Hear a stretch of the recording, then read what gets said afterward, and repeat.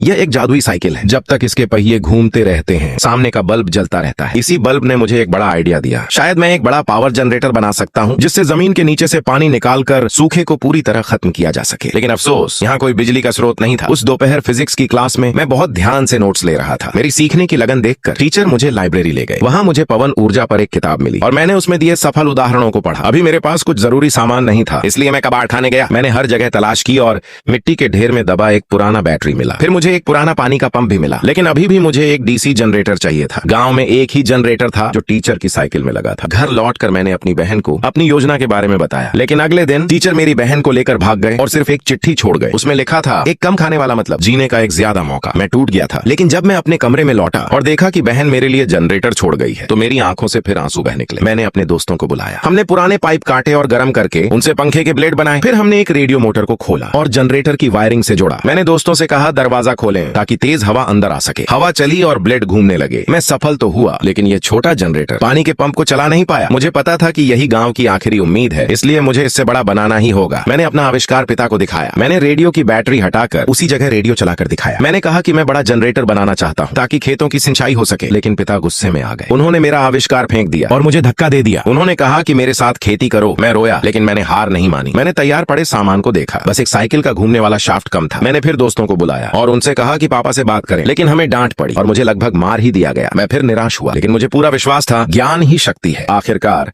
मेरी माँ ने पिता का मन बदल दिया। जैसे जैसे गांव में लोग भूख से मरने लगे, पिता समझ गए कि बदलाव के बिना कोई उम्मीद नहीं है। तभी उन्होंने अपनी साइकिल दे दी और गांव वालों को बुलाकर ढांचा बनाने में मदद करने को कहा। अब पूरे गांव की उम्मीद मुझ पर थी। मैंने तैयार किया हुआ पंप कुएं के पास लगाया। पाइप को नीचे तक उतारा गया। सब कुछ तैयार था। मैंने खुद ऊपर पवन चक्की जैसा उपकरण लगाया और हर तार को ध्यान से जोड़ा। पवन चक्की घूमने लगी। जनरेटर धीरे धीरे बिजली बनाने लगा। गांव वाले जमीन खोद रहे थे, तभी उम्मीद की एक आवाज आई। पिता ने खुशी से मुझे गले लगा लिया। गांव वाले खुशी से झूम उठे। सूखी जमीन पर पानी बहने लगा। अब उन्हें पूरा भरोसा था कि वे सूखे से बच जाएंगे। कुछ ही समय में खेतों में नई फसल उगाई। यह पूरे गांव के पुनर्जन्म की शुरुआत थी।